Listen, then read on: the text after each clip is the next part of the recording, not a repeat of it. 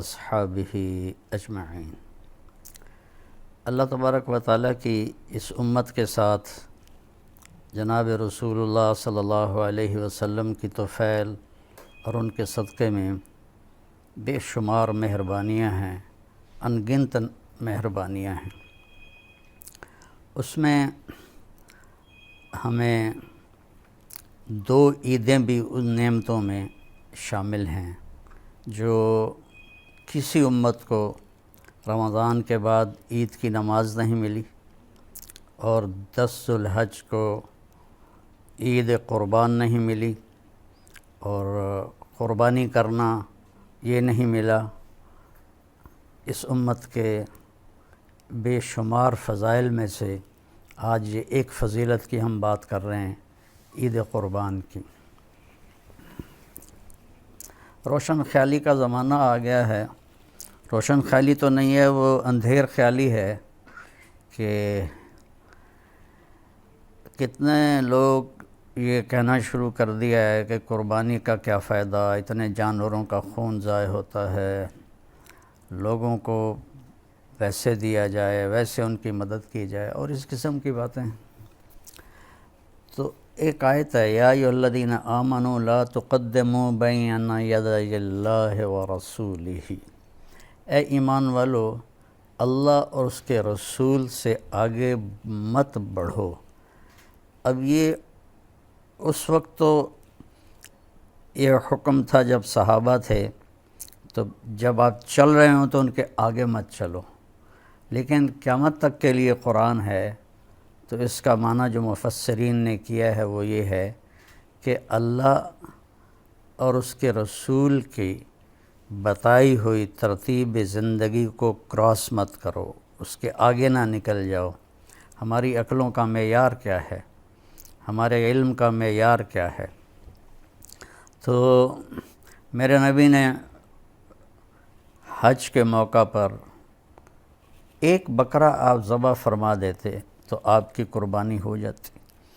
یہ سنت ابراہیم ہے۔ میں تھوڑا پیچھے چلا جاؤں کہ وَإِذِ ابْتَلَىٰ إِبْرَاهِيمَ رَبُّهُ بِكَلِمَاتٍ فَأَتَمَّهُنَّ قَالَ إِنِّي جَاعِلُكَ لِلنَّاسِ إِمَامًا قَالَ وَمِنْ ذُرِّيَّتِي قَالَ لَا يَنَالُ عَهْدِ الظَّالِمِينَ، کہ جب اللہ تعالیٰ فرماتے ہیں کہ جب میں نے اپنے خلیل ابراہیم کو امتحانوں میں ڈالا تو وہ ہر امتحان میں پورا نکلا، تو میں نے کہا کہ ابراہیم میں تمہیں لوگوں کا امام بناؤں گا۔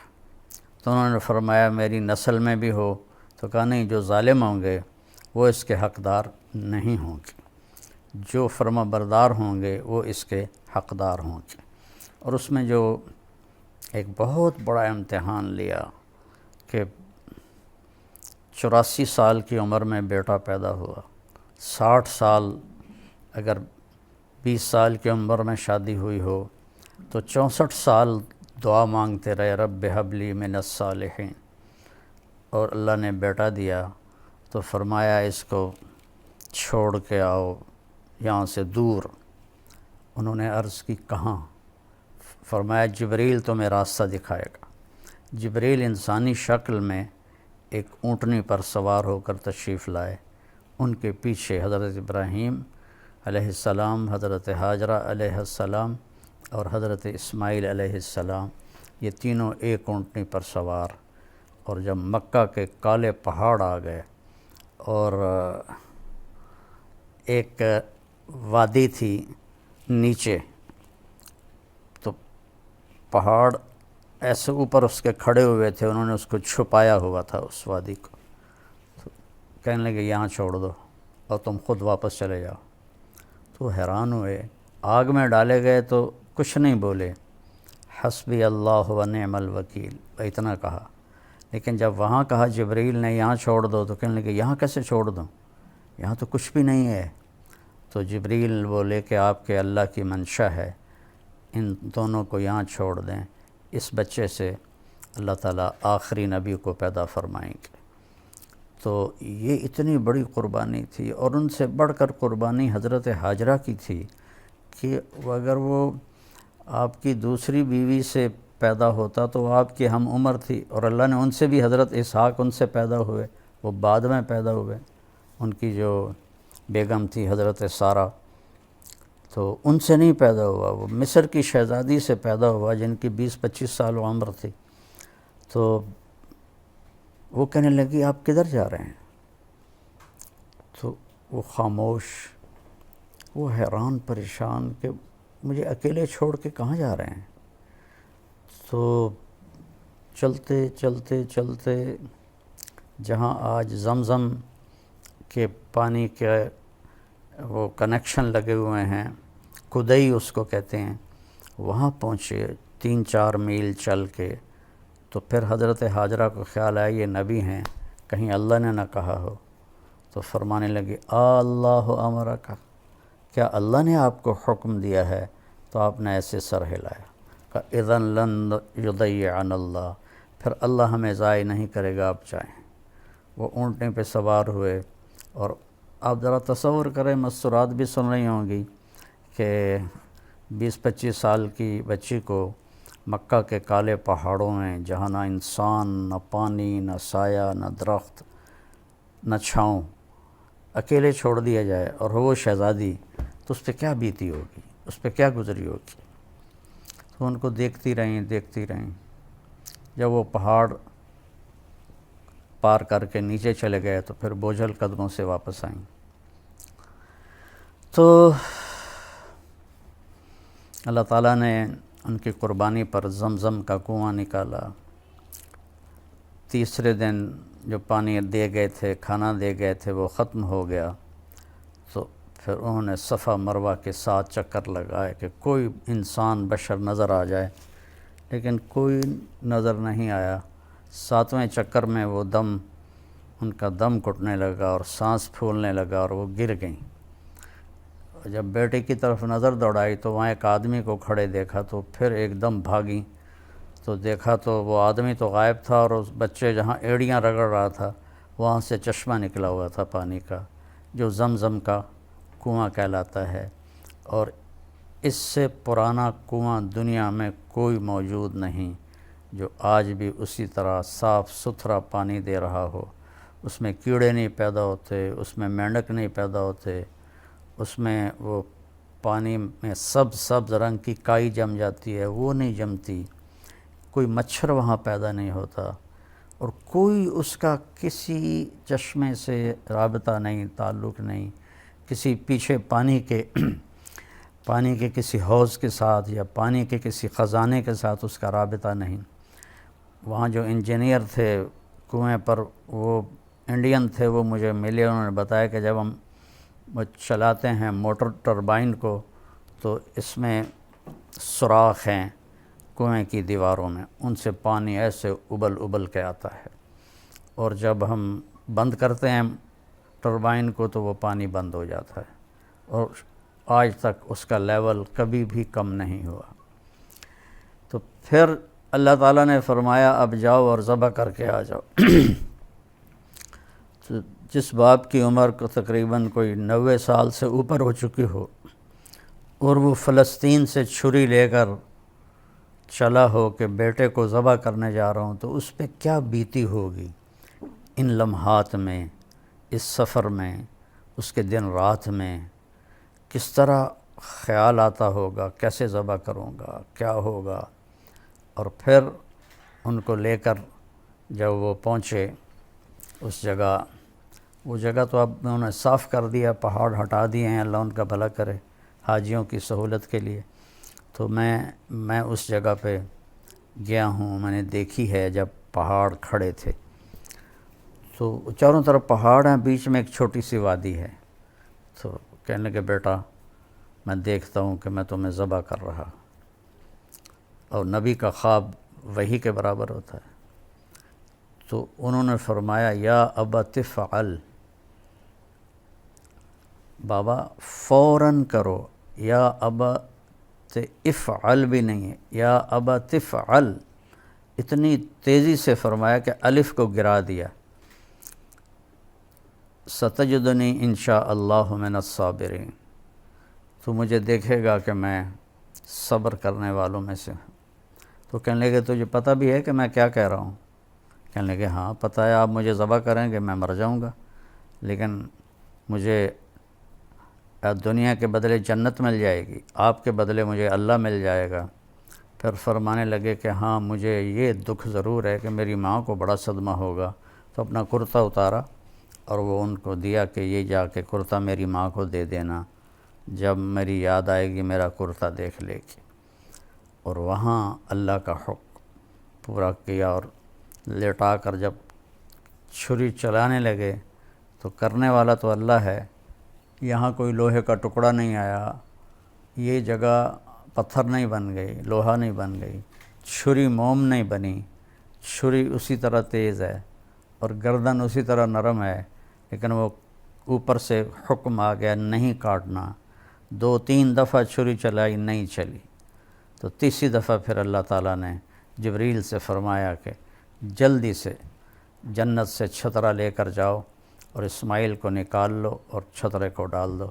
ابراہیم علیہ السلام نے آنکھوں پہ پٹی باندھی ہوئی تھی، اور جب ان کو لٹایا اونھے منہ الٹا کر کے، تو ان کی کمر پہ اپنے گھٹنے کو رکھ کر ان کے سر کے بال پکڑ کے ایسے اٹھا کے گردن کو اوپر کیا، تو ایسے آسمان کو دیکھا کہ یا اللہ تو مجھ سے ناراض ہو گیا ہے کہ اسماعیل کی محبت میرے دل میں پیدا ہو گئی ہے، تو دیکھ میں اسے تیرے نام پہ قربان کر رہا ہوں۔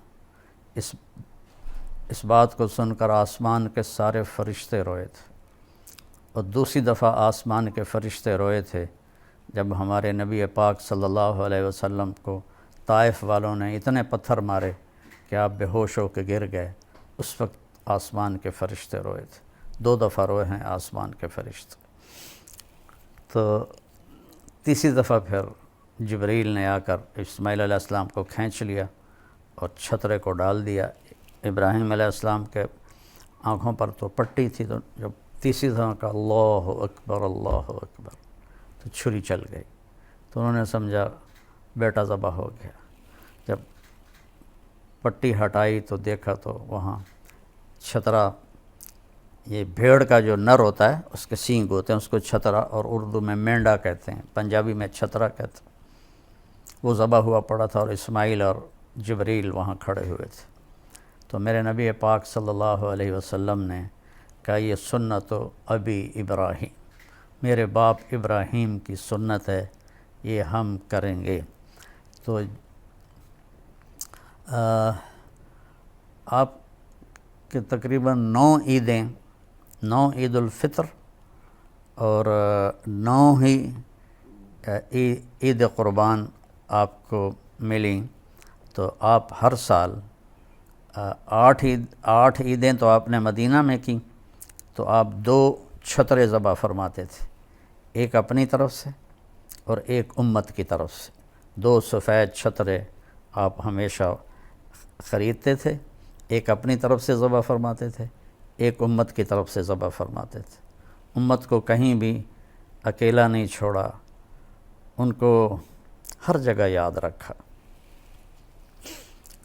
9ویں عید آپ نے حج پہ کی مینا میں، تو آپ نے کتنی قربانی کی؟ 63 اونٹ آپ نے ذبح فرمائے، اپنی عمر کے ہر سال کا 1 اونٹ، اور 1 اونٹ میں 7 حصے ہوتے ہیں، 7، تو کوئی 450 کے قریب آپ نے قربانیاں کیں 63 اونٹوں میں۔ اور عجب بات تھی، یہاں اونٹوں کی یا جانوروں کی جب ہم اپنے وہاں قربانی کرواتے ہیں تو ان کو کھینچ کے لا رہے ہوتے ہیں اور وہ باں باں کر رہے ہوتے ہیں، اور خاص طور پر بڑے جانور کو جب گراتے ہیں تو ایک بڑا مسئلہ بنتا ہے۔ لیکن قربان جاؤں، آپ کے لیے 100 اونٹ لائے تھے، 63 آپ لے کر آئے تھے اور 37 حضرت علی یمن سے لے کر آئے تھے، تو 100 اونٹ کھڑے تھے، اس میں سے 63 کو الگ کر دیا گیا، پھر 5 اونٹ الگ آپ کے قریب کھڑے کر دیے گئے، اس میں سے 1 اونٹ آتا تھا اور وہ ذبح ہوتا تھا۔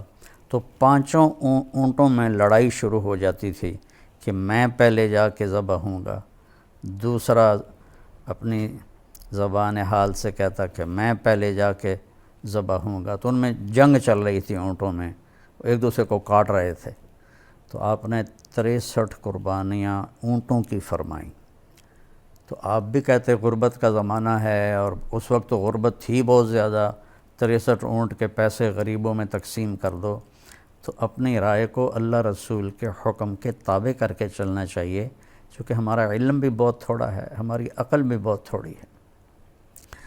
تو آپ نے حضرت علی علیہ السلام سے فرمایا کہ علی، اس کا گوشت، اس کی کھال، اس کے کھراوڑے سارے تقسیم کر دو، اور اس کی جو صفائی کرنے کی جو اجرت ہے کسائی کی، اس میں گوشت نہیں دینا قربانی کا، وہ میں الگ سے ادا کروں گا۔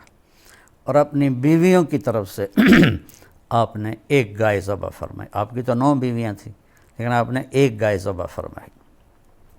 تو اس کے بعد پھر آپ نے حضرت علی سے فرمایا کہ کچھ ہر اونٹ سے چھوٹا چھوٹا گوشت کا ٹکڑا لے کر آؤ۔ تو وہ لے کر آیا کہ دیگ پہ چڑھا دو۔ تو دیگ پہ چڑھا دیا گیا۔ تو آپ نے ناخن کٹوائے اور اپنے بال منڈوائے۔ وہ جو بال آپ نے منڈوائے تھے، آپ کے سامنے ابو زمعہ کھڑے تھے، آپ نے ان کو دے دیے۔ تو حضرت خالد ابن ولید نے منت کر کے کچھ کہا یہ تقسیم کر دو۔ انہوں نے تقسیم کیے۔ خالد ابن ولید نے کچھ بال وہ ان سے لے کر نا اپنی ٹوپی میں سی لیے تھے۔ اور جب بھی وہ جنگ پہ جاتے تھے لڑنے کے لیے تو وہ ٹوپی سر پہ پہنتے تھے، اور اس کے اوپر وہ لوہے کی ٹوپی ہوتی تھی۔ کبھی کسی جنگ میں انہوں نے اس ٹوپی کو نہیں بھلایا۔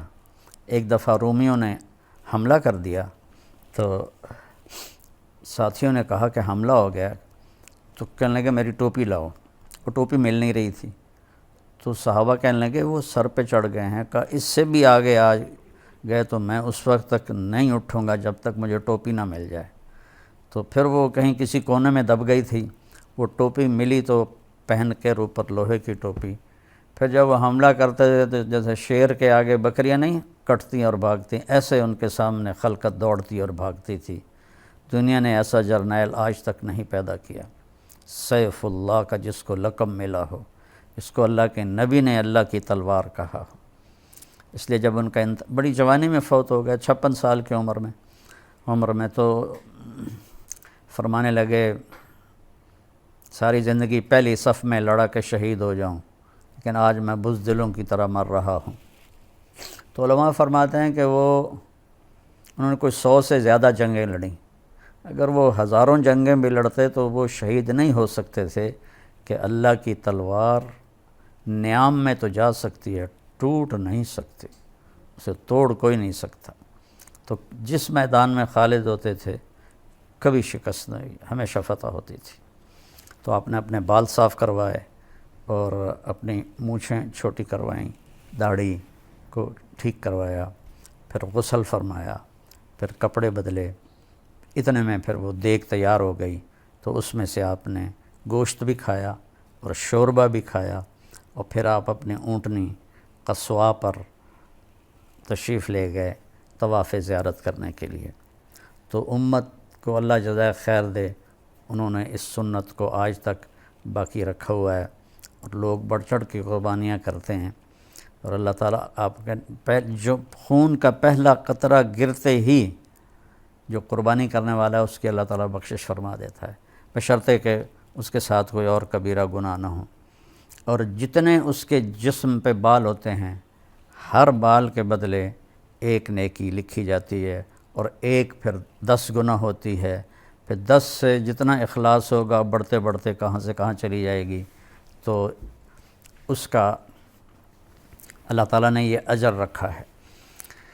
تو شوق سے بہت سے لوگ ماشاءاللہ بہت زیادہ قربانی کرتے ہیں، اور ایک یہ جو بڑے بڑے موٹے قسم کے جانور ہیں یہ نہیں خریدنے چاہیے، ان کو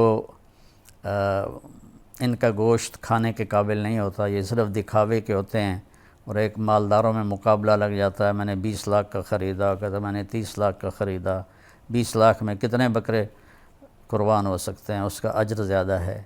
تو یہ جو یعنی ضرورت سے زیادہ موٹے جانور آپ کو نظر آتے ہیں، چاہے بکرے ہوں چاہے یہ گائے بیل ہو، یہ ان کے ساتھ کچھ کرتے ہیں جس کی وجہ